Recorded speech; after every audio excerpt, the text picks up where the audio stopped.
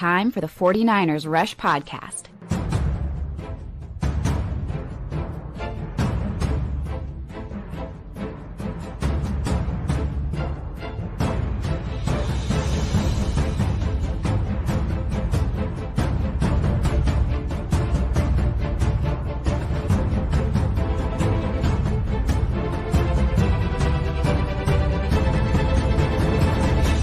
And here's your host, John Chapman.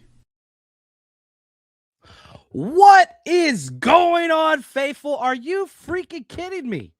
The 49ers win one of the games of the year, game of the year for the 49ers for sure. Brock Purdy, 10 touchdowns in 2 games. Niners come out on top with a defensive stop. That's probably the most improbable thing about this entirety of this game. The defense actually did something good. It came down to 3 yards and 3 seconds, and, they kind of ran the clock out on themselves. The Bears were so convinced they could do whatever the hell they wanted to do, and they were wrong. They were wrong. The 49ers defense did what it needed to do. And here's like the thing that I kept going back to over and over and over again. You look at the accumulation of the 49ers 2025 season, which is just weird. This game was a microcosm of the first quarter of the season when you started off 3-0 and the defense was giving you shutouts at the end of the fourth quarter and doing whatever it had to do to win late in fourth quarter games. You saw that. You had the massive injuries, right? You lose Trent Williams on the very first play, which was a pick 6. Ricky Pearsall's injured, out and in. Christian McCaffrey struggling with the back on the side. You've got Upton Stout's got a concussion. You've got all the injuries. And then the kind of last quarter of the season, right? Really last half of the season, the offense is just humming and playing some of the best offensive football in the entire NFL. And probably the stat that is the most crazy to me, the 49ers had 22 first downs at the half. At the half. An average first down, like if you look at betting spreads and stuff, like we bet here, right? 16 to 17 first downs per game. The 49ers had 22 first downs at the half. Only 6 teams who played this week had more than 22 first downs. 49ers did that at halftime, right? You're talking 28 teams. Now 30 teams have played. 6 teams got over 22 first downs. 49ers did it at half. They finished with 32 first downs. The offensive just gauntlet. Answering.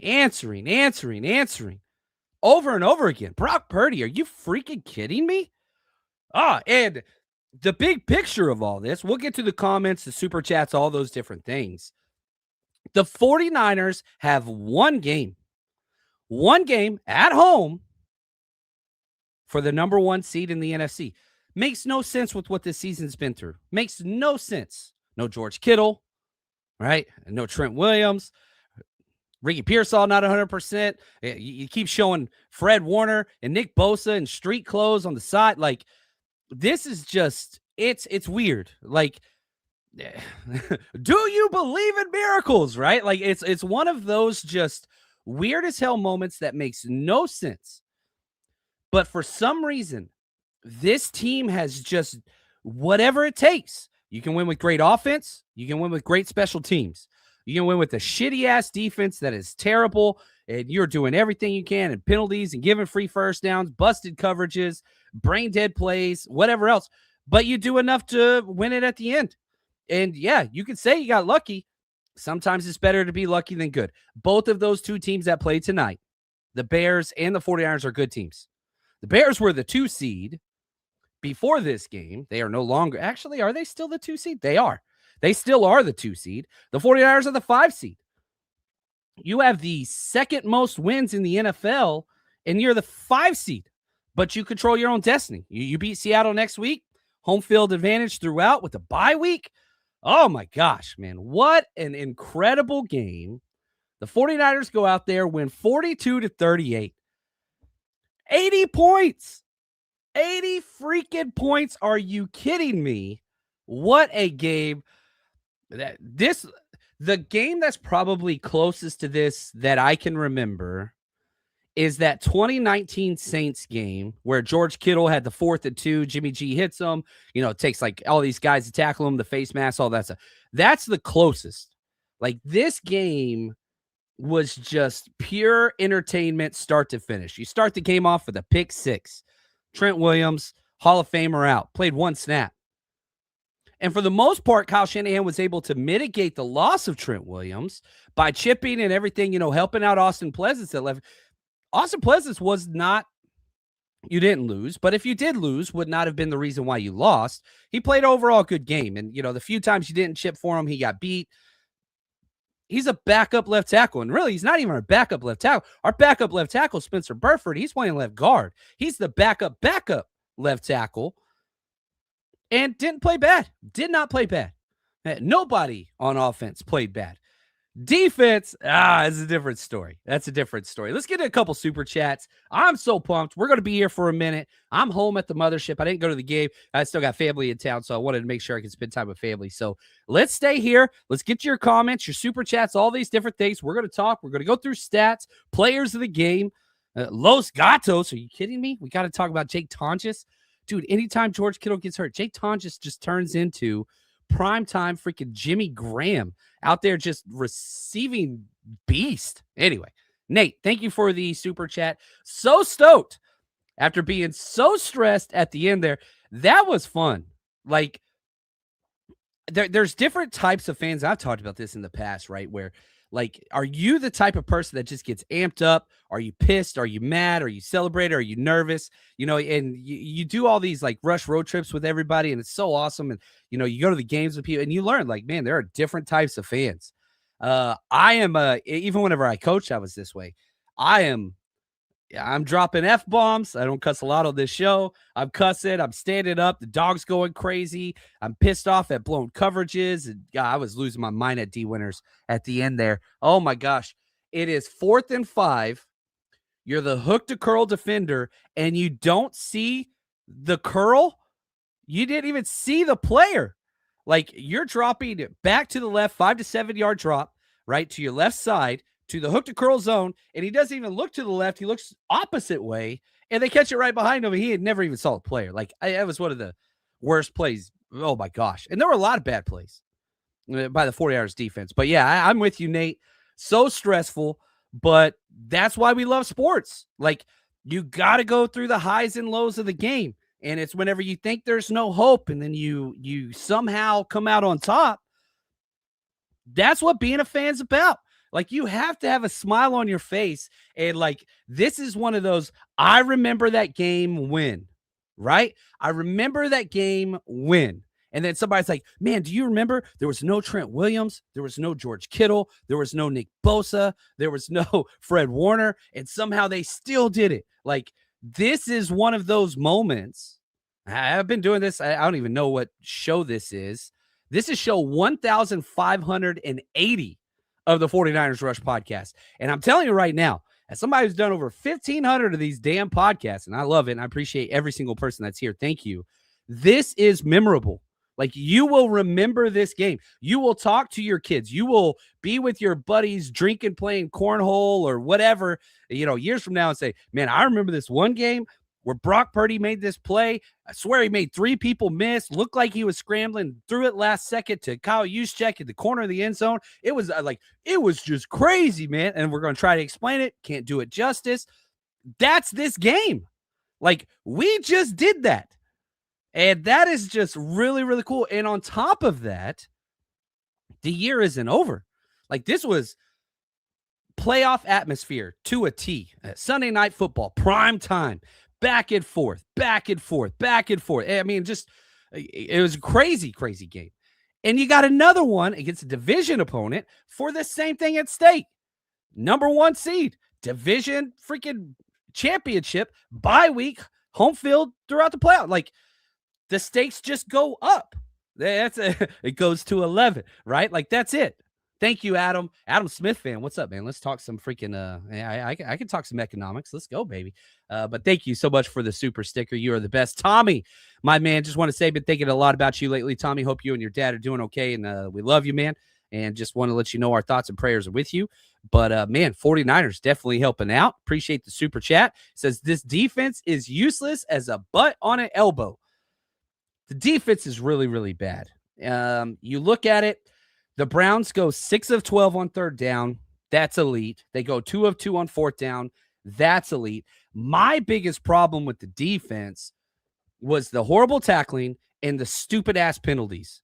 Kalia Davis and Etur Gross-Matos jump off sides. And maybe contact happened. Maybe it didn't.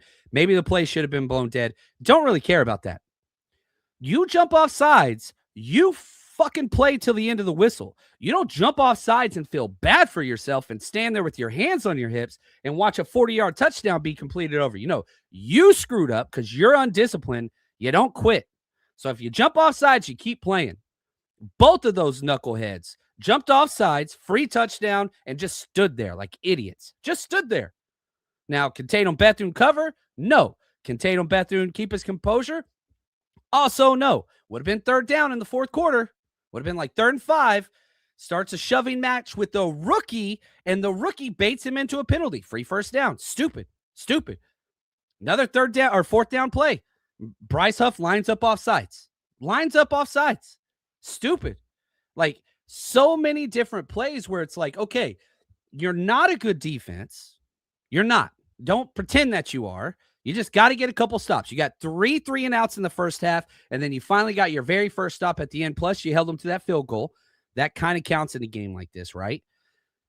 You did enough, but you can't tackle. The penalties, shoot, we're not even lining up. People are taking each other out of the game, and it's fourth quarter, fourth down, and you got to waste a timeout. Like, so many different situations where it was just like, dude, what are you doing? Robert Saleh did not call a good game, and this will, even though it's a win, this will fall under the category of times quality offensive coordinators have taken Robert Saleh to a woodshed. They had 440 yards. They had 9 drives. They scored on, is that right? It says total drives 9. So they scored 5. Yeah, they scored 5 times. 1, 2, 3, 4, 5, 6 times. So they scored on 6 out of 9 drives. That's it. Like, not good. Almost 7 yards per play. Now, rushing, you gave up 5 yards per rush attempt, but they only ran the ball 22 times. That was a mistake by them.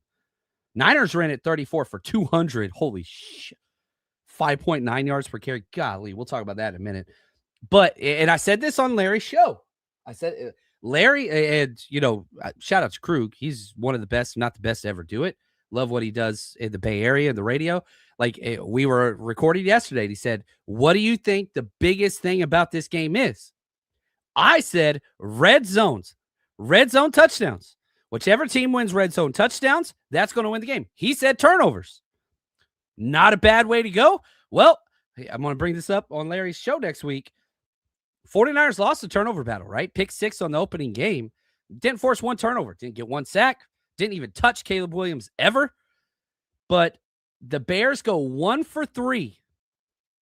1 for 3 in the red zone. The 49ers, 5 for 5. We're talking Arby's, beef and cheddar, 1996, 5, 4, 5. Like, y'all remember those commercials? I know I ain't the only fat one over there. Y'all have Arby's out here. 5 for 5 in the red zone. Are you kidding me? Turns out Larry is right most of the time. I was right this time. I want to bring it up. So y'all got to remind me. But Larry was right about a lot more stuff. Tommy, back to you again, man. We own painted nails clowns. I don't think we own. Caleb Williams torched the hell out of us. He did lose the game. But that's a team I do not want to play again. Like, you look at the NFC playoffs and you already know the 6 out of 7 teams. There's only 8 possible teams. I'm telling you right now, like, the 2 teams I do not want to play is the Rams, even though I'll play them. But, like, if you could ask me, like, okay, what games do you not want to play? I don't want to play the Rams, and I don't want to play the Bears.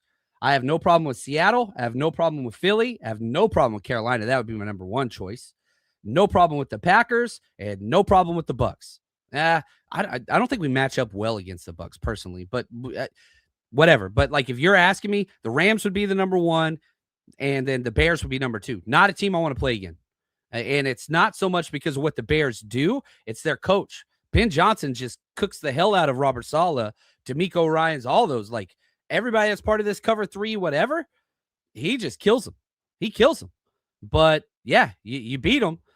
And you look at the stats for Caleb Williams, 25 of 42, 330 yards, 2 touchdowns, no interceptions, no sacks. That's a badass game. Plus, he rushed 5 times for 18 yards. Like, Caleb played awesome. He played really well. Now, the difference, excuse me, Brock Purdy maybe had the best game of the year, and that's with the pick 6. 24 of 33, 303 yards, 9.2 yards per pass. That's crazy. 3 touchdowns, the 1 pick, 1 sack for 7 yards, 118 passer rating, 6 rush attempts for 28 yards and 2 touchdowns. Kyle Shanahan's calling zone reads in the middle of the field, and it's working. He's calling zone reads in the red zone, and it's working. Like, Brock Purdy, man. Oh, my gosh. Just absolute incredible. I cannot remember, and I feel like I said this last week at the Indy game, even though I had a lot of beers. Was that the best quarterback game that we have seen from a 49ers quarterback? I don't know, since Colin Kaepernick in the playoffs against the Packers. Like, you guys help me out. This game was better than last week. Now, that pick 6 maybe pulls it down, but the plays that Brock was making, and you look at just 49ers go 7 of 10 on third downs, 1 of 1 on fourth downs, 5 for 5 in the red zone. I'm sorry, man. This is what Brock Purdy is doing right now. Obviously, if you held this pace, like 10 touchdowns in 2 games, that's stupid. That is just, it makes no sense how good he is playing, like, at all. And, the 49ers schedule comes out. Here we go. The 49ers are playing Saturday, so it's going to be a short week. The 49ers play the Saturday night game against the Seahawks. So you've got Bucks, Carolina to start off Saturday. Then you've got 49ers at Seattle Saturday night. Then, the rest of the schedule, and they're going to close out the Sunday night game is the Ravens versus Steelers. I love this for the 49ers. One, it's a short week, but whatever. It's a short week for Seattle, too, who played earlier today, but they have to travel. But I love this because even if you lose, now you get an extra day's rest, probably. Well, actually, you might not, because you're probably going to be playing the other Saturday opponent, but eventually that extra day will pan out. So I like this. The 49ers are scheduled to play Saturday night, 8 p.m. Eastern, so that'd be 5 p.m. Man, dude, I like that. I did not want that Sunday night game just because it gives you such a disadvantage. So I love the Saturday game. You're already in the playoffs no matter what. You get the 1 seed plus an extra day plus a bye week if you win. And if you lose, probably going to be that 5 or 6 seed, probably going to be the 6 seed and travel to Philly. So, wow, man, just absolutely incredible. And, I do have to put this out there. We are going to have our Jerry Rice Tier Zoom Hangout Tuesday. Have to do a unique time. It's going to be at 5 p.m. So 5 to 6 p.m. Pacific time. I had a poster made, but I had to change it. I got to help my wife with a work event later that night. But we scheduled this a month ago with the people that come to our Zoom Hangout. So we spent an hour together on Zoom. This is my time to listen to you. And so go sign up, the 49ersrush.com or our Patreon channel. The link is in the description of the video. We spend an hour just talking. It's one of the coolest communities. We've done this for about 5 years now, and the community has just grown. So you can come join, get to know some 49ers people. We bounce stuff off. We get to know each other personally. It's just an hour of communal time where you get to see the people if you want to. You can mute your camera or mute your mic and whatever else, and you just watch and have a good time. And we got a 7-day free trial. This is the best time to sign up. You get every single play, offense, defense, special teams, coaches tape, all 22 as soon as you sign up for a week. Come to the Jerry Rice Tier Zoom Hangout, and you get our bets of the week, which we do every single week. We've been killing it lately, by the way. So all you got to do is go sign up, and if, after a week, cancel, Don't cost you a penny. We ain't going to give you a hard time. But if you like it, stay and support us because that's how we pay our bills. And man, I really hope everybody took the chance and bet with us because holy freaking cow, another good week. Guys, we have been working with MyBookie for almost 8 years now.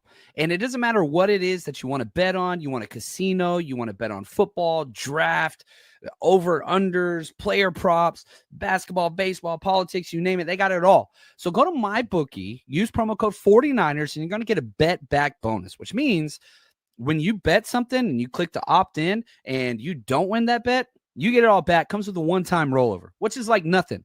And again, this is a site that you can trust because we've been using them all the time. And if you're one of those people that's just like, I don't even know what to do, I don't know where to find the stuff, whatever else, well, we take care of that for you as well. Over on the 49ersrush.com and our Patreon page, we post our weekly, season-long draft bets, everything 49ers every single week. We post them on Friday or Saturday, depending on the game. And we walk you through. We have how-to videos, how to do a teaser bet, how to do parlays, all that different stuff. So if you want to get involved and you want to check it, bet anything, anytime at MyBookie and use promo code 49ers. That's 49ERS for your bet back bonus. You're in charge. All right. Shout out to the recovery. Thanks for the super chat. John, all we need is a couple stops a game for this defense. Wow, what a game. You got one stop in the second half, and you got 3 stops kind of in the first half. Time ran out on that one, so that was kind of weird. But that was it. And, you look at the Colts game, you got 4 stops defensively. You look at this game, you got 4 stops defensively. This defense is really bad. And I don't see it getting better. Like you were at its healthiest point this week. Upton Stout went out. Obviously, I'd prefer Upton Stout over Chase Lucas, but it's not that big of a drop-off. You have the veteran experience. That penalty by Chase Lucas in the fourth quarter was stupid as hell, but whatever. The defense ain't going to get better. Now, the question is, what other offenses out there can keep pace with the 49ers? That's the question. And again, going back to the teams that I quote-unquote want to play or don't want to play, it's the offenses that I think can keep pace. The Bears and the Rams. I think those are the only two. And so that's why those are those two teams where I'm like, not that I'm like scared of them or like, oh, whatever else. But like if you rank them, like would you rather play this team or this team? Those are the two. With the offense playing the way they're playing right now, worst case is a fourth quarter shootout that comes down like we did today. And, if the Bears and the 49ers play, man, 10 times, they might split that 5-5. That could have gone either way. Really could have. You take away that pick 6, and maybe that feels a little bit more like the Colts game, but that is something that happened. And that's a reality there. But, yeah, the defense doesn't have to win games. The defense just got to get a couple stops. Got to get some negative plays against the other side. The penalties and the busted coverages and whatever else. I mean, the 3rd and 16 and nobody's within 5 yards of a just simple comeback route. Like, it was a bad time to go cover 2 man under. 49ers never run that, and they tried it, and it was rough. But I'm with you. Defense don't have to do much.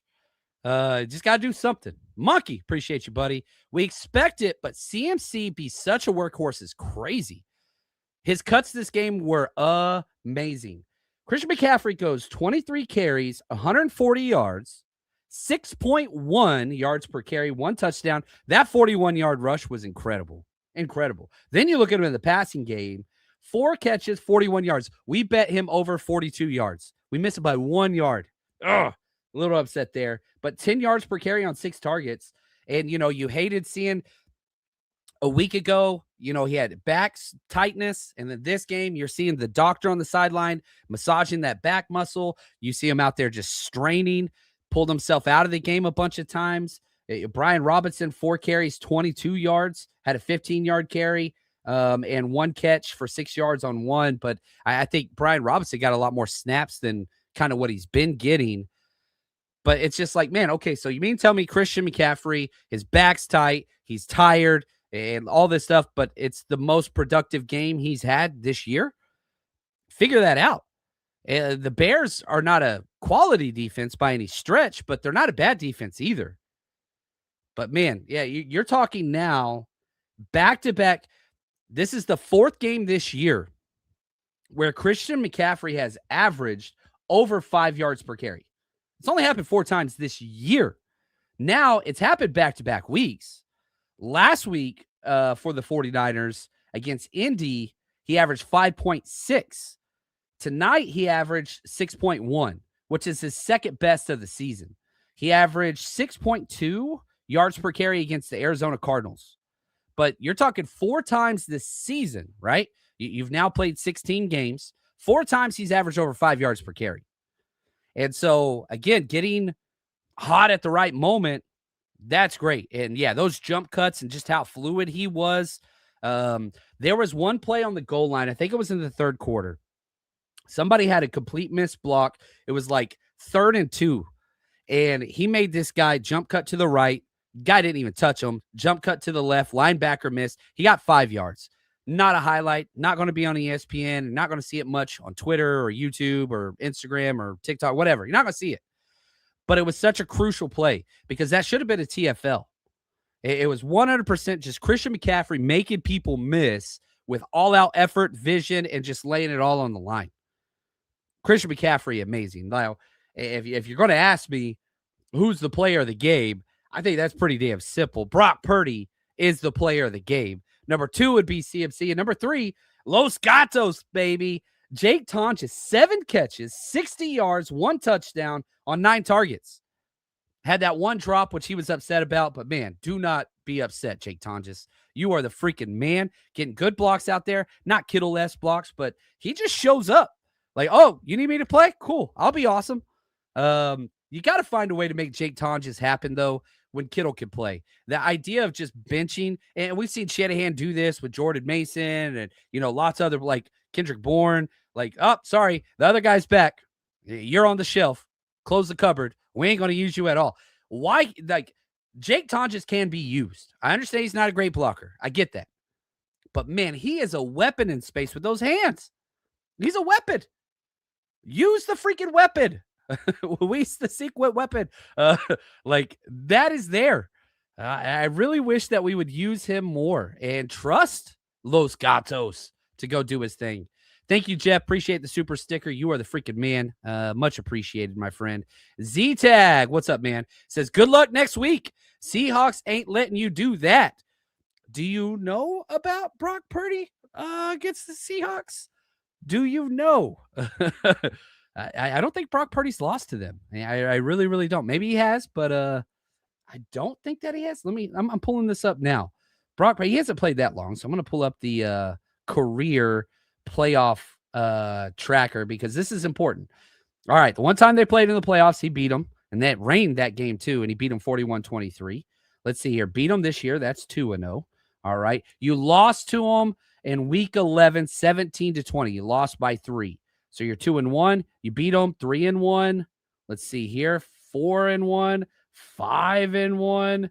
Let's see here. 6-1. So he's 6-1 for his career against Seattle. Now, and Seattle's great. I think Seattle has the best defense of any team in the playoffs, NFC playoffs. I don't really care about the AFC. Somebody could argue with me there. But I would say legitimately, the Seattle defense is the best defense in the NFL, in the NFC. And that's playoff bound. Brock Purdy just does Brock Purdy things against them, though. But it's going to be tough. I plan on being at that game Saturday night. I cannot freaking wait for the 1 seed. Are you kidding me? Jeff Tonjes stepping up was huge. Just what he has done. And you're talking about a guy that was an undrafted free agent, got no playing time. The dude just did not play. 2022, he played 4 games for the Bears. For the Bears, that was the team he was on as an undrafted free agent. Had 1 target, no catches. 2023 didn't even play. Wasn't even on an active roster. Last year, 2024, played in 16 games. No targets. This year, he's got 20 before tonight. 27 catches, 233 yards, 4 touchdowns. And then you go out there and you add 7 catches, 60 yards, and a touch. Like, dude is just playing unbelievable numbers.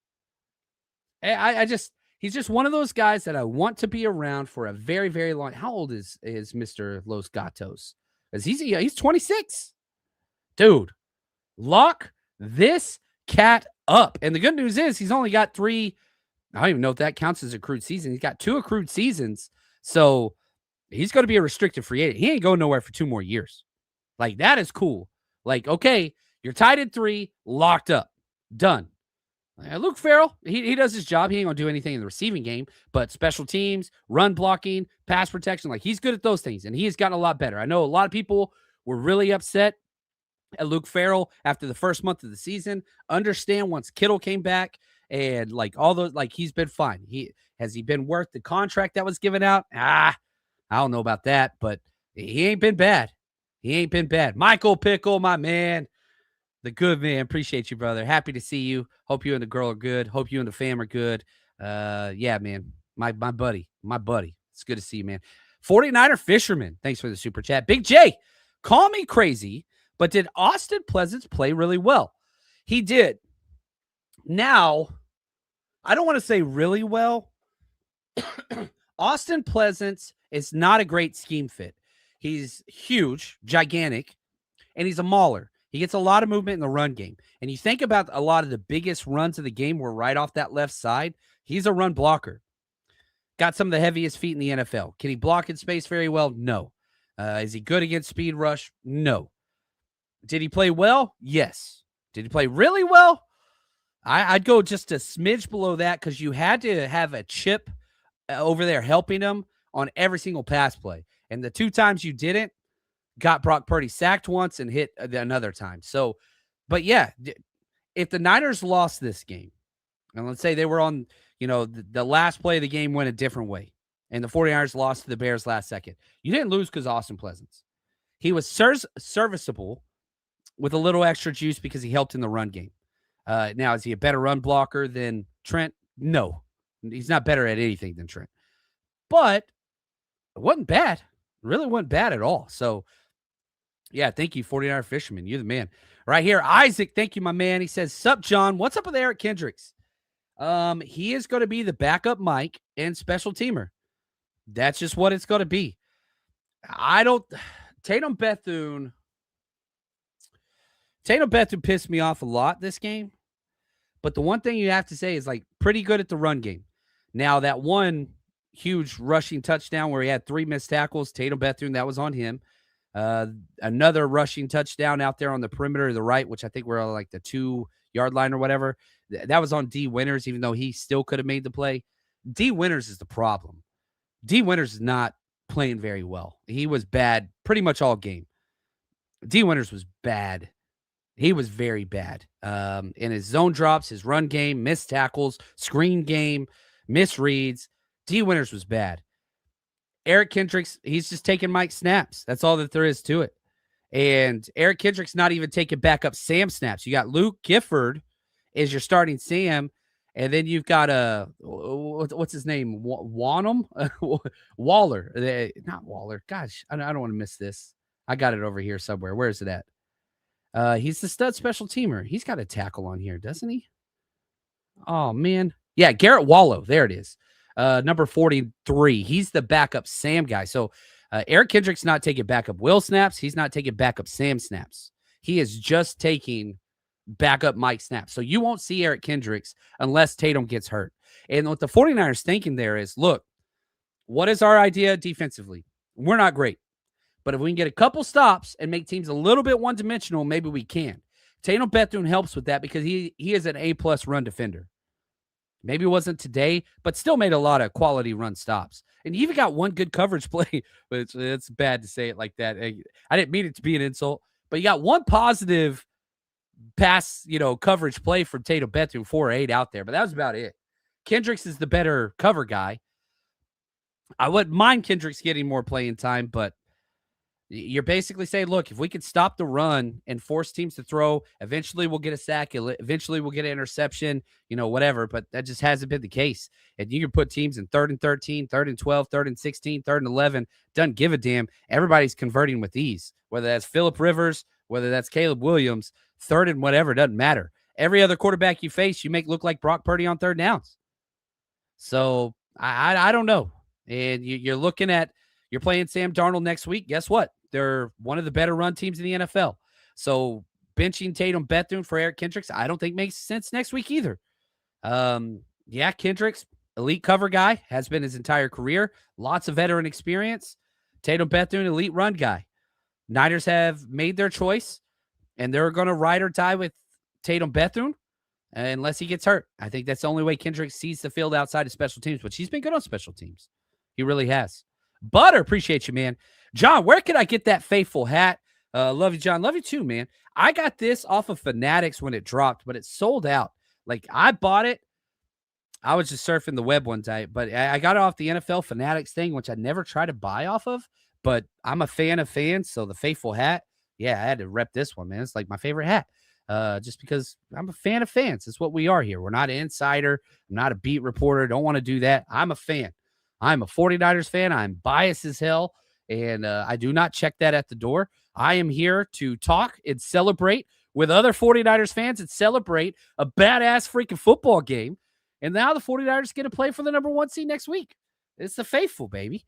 That's everything we do, from our Rush road trips to our podcast, to our Zoom hangouts. Everything that we do is, how do we build a better community? How do we increase the fan experience for the fan? And I feel like this hat falls in line with it. My wife makes fun of me, and she says this is my good husband hat. And so she says she likes it whenever I wear my good husband hat. Which it says faithful, right? She takes it as about her. It's not about her. This is about her. Even my ring's red, but that's what it is. Now, and I will say this, I fully expect the 49ers to be the 1 seed. I fully expect the 49ers to have home field advantage throughout, including the Super Bowl. I fully expect the 49ers. In fact, I put a bet in this morning for the 49ers to win the NFC, to win the NFC West, and to make it to the Super Bowl, and to win the Super Bowl. I didn't bet a whole bunch, but I did put down bets. Those odds are going to bump up today. I fully expect that. Now, if, God forbid, something does happen where the Niners do not win next week, it is possible the 49ers will be on the road in the playoffs. And if the 49ers are on the road to the playoffs, we will be at probably 4 out of 5 of the possible city. I ain't going to Philly. I'm never doing that one again as far as like telling people to go. But if you haven't been to a 49ers road game with us, the 49ers Rush road trip, we did 9 trips this year. And if they do go on the road, again, we will be there. As long as it's not Philly, we'll be there. And man, this is for next year, and so let's assume we get home field advantage. This is what our trips are like. So 49ers Rush road trip, you got to come party with us when the 49ers go on the road. 49ers Rush road trip is going into its 6th year with over 40 events at road games. If you are traveling to see the 49ers play this year, you got to come party with us. And on top of that, we give games, trivia, giveaways. We've partnered with TickPick this year. All you have to do is search 49ers Rush on any of the TickPick sites, apps, you name it. And on top of all of that, best dressed, giveaways, autographed jerseys, kids are always included, and get in for free with a ticketed adult. And a lot of times for select cities, we will have 49ers legends come out, and you get to meet and greet them and get an autograph. Navarro Bowman, Frank Gore, Patrick Willis, Fred Warner are all players that we have worked with in the past. And trust me, if you want to build the 49ers community, you're traveling by yourself, we got you covered. 49ersRushRoadTrip.com.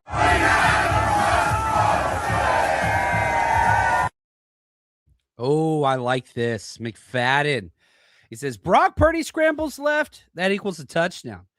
Caleb scrambles left equals dirt ball. Weekday talking heads are going to have a hard time this week calling him a system quarterback. You can't do it. Like, you cannot look at that one. It's not that one play, but that one play is a microcosm.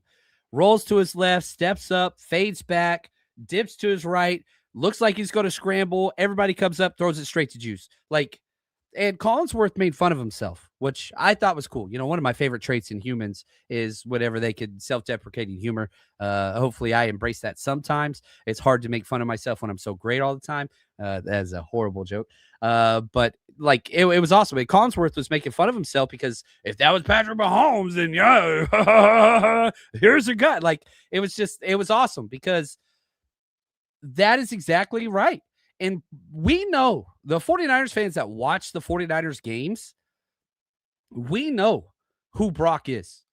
And the only ones that like are still talking down on Brock Purdy have an agenda, or they have a narrative where they will make more money if they produce this negative content that forces raw human emotion to interact with it, right? We call that clickbait where I come from. Those people will never change because they're not operating on rational, empirical data that you can pay attention to and learn from. They're not going to change. And so those people are going to still continue to say whatever, even though it makes no sense, even though most of those people don't even watch the games. Like even some of the writers, like they don't watch the games. They just know, what can I say that will piss the people off and make everybody interact with it? And they'll say something absurd and they have these takes and it works. Sadly, our society and the way our brains work triggers on negativity. Big reason why John Chapman will never be famous. I don't ever want to be famous. I have reached the appropriate famousness that I have ever wanted. I don't want any more. And I say this all the time. Like, if I don't get one more subscriber, I'm cool with that. If I could just stay right where we are, like we are right where I like the sweet spot, it's good. But if you don't know about Brock Purdy by now, I don't think there's anything really that he could do that would change somebody's opinion. The information to be well-informed and to have educated takes on number 13 have been presented. They're out there. If you're still system quarterback, I don't know. And, nah, bro, you're not going to get it. The boat's already left. So wherever you are on Brock Purdy, just stay there. Just stay there. And allow that to be a litmus test. If you're listening to a show or watching a show or whatever, man, continue to support that if that's what you want to support. But like if somebody's out there dogging on Purdy at this moment in his career, just know that's a litmus test of somebody that does not understand football at all. Like at all. I don't care. I'm not a smart man. I may not be a smart man, but I know what good football play is. Number 13 has it. And yeah, there's going to be some Yahoo out there that's going to be saying something stupid. And it's just like, man, allow that jackwagon to have his opinion. Don't get mad at the clown. Get mad at yourself for going to the circus. Stop going to the circus. There are plenty of people out there that have well-informed opinions, that understand what they're seeing, that can articulate, not myself, Texas, that's -5 there. But yeah, come on, man. Brock Purdy, golly, so freaking good. If he could have played this whole season. And, another thing back to Brock Purdy, you look at where he is. Oh, here we go. How many touchdown passes he threw last year, right? Brock Purdy last year was not great. 20 touchdowns, 12 interceptions. He's played 15 games. 15 games. Brock Purdy's played 8 games. Literally half. Dude's already at 20 touchdowns. He's got the same amount of touchdowns halfway through and half as many starts this year. And that don't even count the rushing. What did he have rushing? I'm trying to see here. Scroll down. There we go. Last year, he had 5 rushing touchdowns last year. Now he's got 3. So he's a little behind there. Sorry, my throat's not doing great. I got to do the throat spray so I can continue yelling about clickbait and all these other things. But, man, thank you so much, McFadden. You are the freaking man. Thank you. Here we go. Tommy, thank you for the super chat, brother. Do you remember when Purdy was soft benched for Mac Jones? Yeah, neither do I. Yeah, Tommy. I love Mac Jones. I hated Mac Jones. Like, you go back to that, what was it, 2021 or 2022 draft? What, the Trey Lance draft? I did not want anything to do with Mac Jones, especially after the trade up. Like, I felt like you don't trade up all that stuff for somebody with that skill set. Like, I still don't believe that. If you stay at 12 or wherever the Niners were and you take them, great. That makes sense. But trading those multiple first rounds for, like, you trade that up because you're going for a home run. And I never felt like Mac was a home run. Now, jump forward, I love Mac Jones. Amazing teammate. I think he's the best backup quarterback in the NFL. If I had to rank him off the top of my head, he's probably 16 to 20, right? Quarterbacks in the NFL. That's badass. Considering there's 32 teams in the NFL, that's pretty damn good. But there's always a limit because, one, he doesn't move. He's one of the least mobile quarterbacks out there, and he's not gutsy. And this is a negative that a lot of people attribute to Brock Purdy and how greedy he is and the turnovers and whatever else. But, like, you look at the games where Mac Jones played, he never scored 30 points, right? Like, you put a cap on how explosive it can be. He's not an explosive level quarterback. Dink and dunk quarterback, whatever else, smart quarterback. And that was exactly what the Niners needed. And a big reason why you have the opportunity to get the 1 seed is because of Mac Jones. And I'm forever indebted to him. I ain't trading Mac Jones unless I get a top 50 pick next year. You got him signed for a cheap deal. Hopefully he comes back. Run it back with Mac. He's your number 2. I'm the happiest guy ever. Then he signs for a compensation pick in the future. Awesome. Somebody offers a top 50 pick. That changes my mind. You mean tell me you can get an Alfred Collins for 4 years as opposed to Mac Jones for 1 year? Go sign another reclamation project. Plus you got the Canadian Rocket, or Canadian Cannon, I believe, in Curtis Rourke. Like, you develop something there. But yeah, the people that were upset that Brock came back, and there were a lot of comments in our channel as well that were just, oh, if you want to go to the Super Bowl, you got to keep 10 in. No, the ceiling, like, do y'all, like, everybody sees it now, right? 10 touchdowns in 2 games. 10 touchdowns in 2 games. Mac had 8 starts and threw 13 touchdowns. Not bad. That ain't bad. Brock Purdy has 10 touchdowns in 2 games. The ceiling. Yeah, the interception rate is higher with Purdy than it will be with Mac. Mac has a stronger arm. Mac is taller. He has more experience. Still, I think he started more games than Brock Purdy has. But the ceiling play, that's what you're going for. And yeah, I'm with you, Tommy. You're the freaking man. You are the man.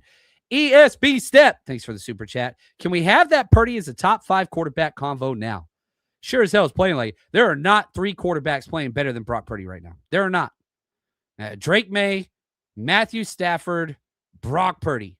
That's the list. That's the list. There is how they're playing right now. That's it. There is nobody else that I'm putting in that list. Now, it's a different conversation than, okay, if we're going to start a franchise, and you could have any quarterback to start a franchise, are you taking Brock Purdy third? No NFL coach would take him third.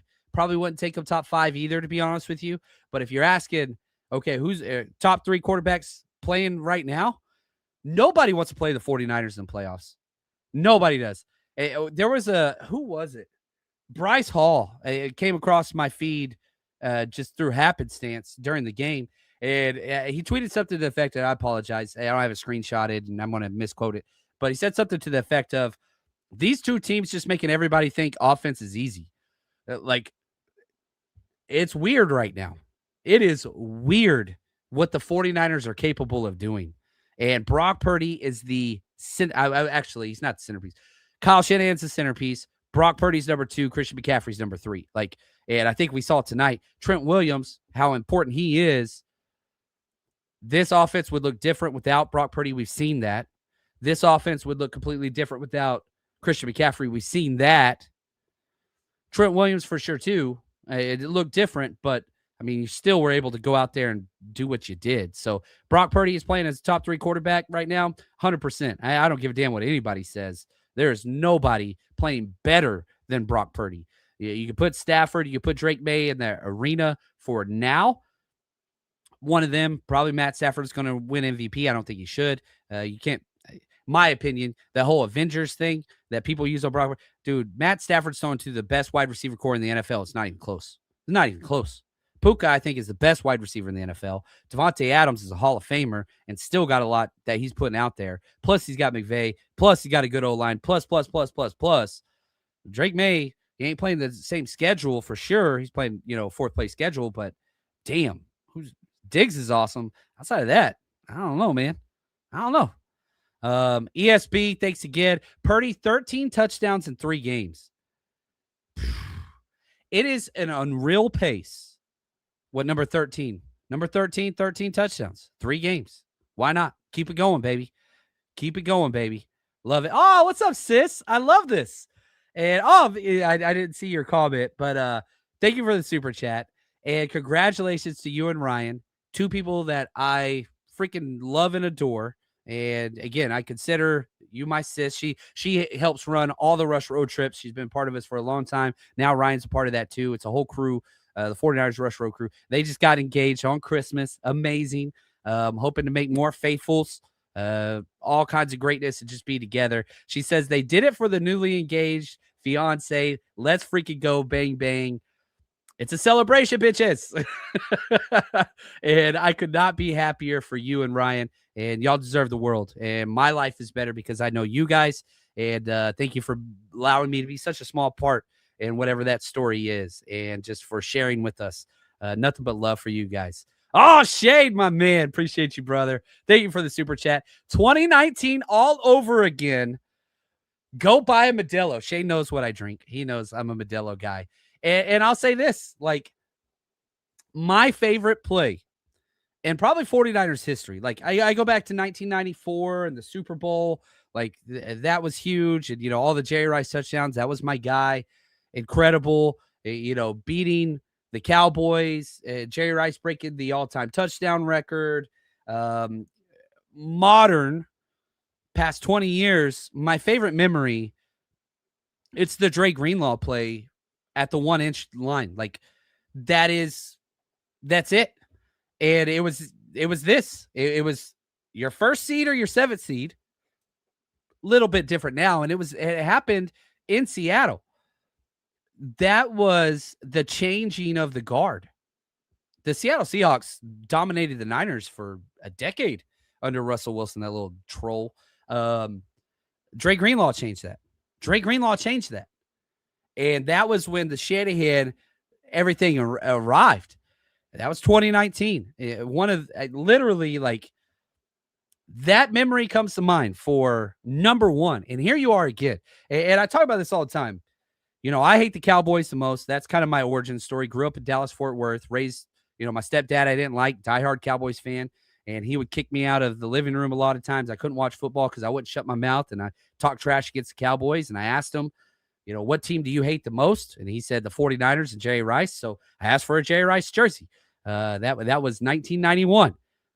Been a diehard fan since. Seahawks are number 2. So Cowboys most hated. Seahawks number 2. I hate them. This is exactly what I want out of football. I want to play the teams I hate with everything on the line. And Seattle Seahawks are a damn good team. Shoot. What they got? 13 wins? Yeah. 13-3. Damn good football team. Oh, I'm so pumped, Shane. I fucking hate Seattle. Like, again, I am not a journalist. I'm not that. If you've ever thought I was a journalist, I apologize to you. I'm a fan, and I'm loving every damn second of what is happening all the way up until Saturday night. And, man, go take it from them. Take it from them and show them. Brock Purdy is 6-1 against the Seahawks. Seahawks aren't even real. You guys understand that, right? Not even a real animal. Like, it's going to be Seahawk hate week. And some of my closest friends are Seahawks, like, fans. That's okay. Bad people can have flaws, or good people can have flaws. Dude, it's going to be F Seattle all week. I hate that damn franchise. I can't wait. 2019 part 2. I love it. Phil, my man Phil, #CC. Big win. Now the Seahawks then take a week off. That's exactly right. And Phil, remember, we have our Jerry Rice tier Zoom hangout this Tuesday in 2 days at 5 p.m. Eastern. No, 5 p.m. local time. Sorry, 5 p.m. Pacific time. So that'd be 8 p.m. Eastern, 5 p.m., 5 to 6. That's our Jerry Rice tier. I'm going to message you so that you don't forget this one. But, man, I freaking I am so freaking pumped. Look at Captain Niner. I bring out the Seattle hate. Captain, he lives in Seattle. Not the Seahawks. Rainy City bitch pigeons. I love it. That is awesome. You are behind enemy lines there. So I know that you know what's going on. Big Pop, appreciate you, man. We need to defend the Seahawks fans' right to be wrong. That is correct. and we got to make sure they know who they are. And the worst thing, I say this, it's not nice, but I'm not a nice person. If you've ever been to Lumen Field, which is one of my favorite stadiums in the NFL, like it's probably top 6 for me, just because the atmosphere is so great and it's right there on the water of the city. It's pretty cool. But you start looking around their Ring of Honor, and then they see Matt Hasselbeck's name, and it's like, wait, what? Matt Hasselbeck is in your Ring of Honor? That guy? Like, it just lets you know, like, there are some spoiled franchises, right? 49ers. And then there are teams that put Matt Hasselbeck's name up. And I like Matt Hasselbeck, and I think that he's whatever. But, like, he's no Jeff Garcia, right? Like, maybe he's in that realm. Like, that's it. He got Jeff Garcia's number retired or what. Like, just come on. Understand where you fit in this hierarchical structure. It is at the bottom. It's pretty damn low. But hey, you got your one championship. That's cool. And it was more recent than ours. That's your thing. I totally get that. But yeah, it's not a real competition. Even though they owned us for a decade. Brock Purdy 6-1 against you guys. It's a new era, bitches. It's a new era. 49ers. Faithful. Oh, go do what you got to do. Go do what you got to do. 49er fan for life. Thank you for the super chat. Amazing game for Purdy. Yes, it was. Seahawks, here we come. Brock Purdy, man. Talk about a roller coaster. You go from, there's not been one normal year for Brock Purdy. Not one. I was at the Miami game where Jimmy gets carted off. He steps in against Brian Flores. Unbelievable. Goes 5-0 down the stretch. Almost wins Rookie of the Year despite playing 5 games. Unbelievable playoff run. Then the elbow torn in the NFC Championship. Then the next offseason is, dude, is he even going to be able to play? The post-surgery, what happens? How much time? Blah, blah, blah, blah, blah. Comes out, plays incredible. 2023, one of the greatest 49ers regular seasons of all time. Make it to the Super Bowl. Brock Purdy freaking walk on the field 3 times in the fourth quarter and overtime, trailing, walked off tight or with the lead. Like, unbelievable. He did everything he could to win the Super Bowl. And then 2022 was bad. 2024 was bad. And then this year, he's lived through everything. Beat the Seahawks on the road week 1, gets injured, misses time, tries to play through it, not good, misses all those games, comes back, struggled. Now he's the best quarterback. He's playing better football than any quarterback in the NFL, period. I said top 3 earlier. I'm going to take it a step further. He's playing better than anybody else, any quarterback in the NFL. Argue with the wall. There's nobody playing better than he is. Yeah. Oh, Joel. Yeah, here we go. We won the toss, and we're going to go score. Yeah, they put that guy in the Ring of Honor after they did not do that. Yeah, they're not a real, I don't know. Hasselbeck is more of a Jim Everett category. Right. Yeah, like Chris Everett. Like, he fits into that category. Bet you won't call me Chris again. I bet you I will. We still got 5 minutes left in this interview. I bet you I will. A couple of people are on here. I love it.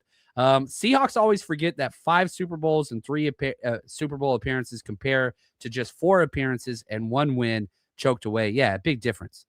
Just big difference. I love it, man. I love it. And so as we sit here and we look at just the kind of culmination of today, the 49ers win 42-38. They're 12-4.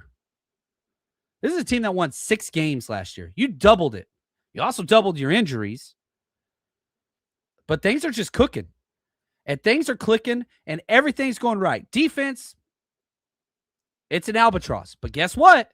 You win 2 out of 3 phases of the game, you're going to win a lot of games. You win offense, you win special teams, you're going to win some games. You go 5 for 5 in the red zone, you're going to win a lot of games. How many first downs did they have? It might be the most. 32 is a lot. I've seen a couple more. It's probably the most first downs we've had this year. 496. Have we had more offensive yards this year? 496. No, that's the most. We had 440 last week against the Colts. You had 407 against the Rams. You had 384 against the Seahawks, 430 against the Titans. Yeah, most yards. this season. So 440. So yeah, so that's there. Man, incredible. Back-to-back 440s. Is that right? No way. Oh, no, 496. I was looking at the wrong one. Sorry. 496. You're 4 yards shy of 500 yards.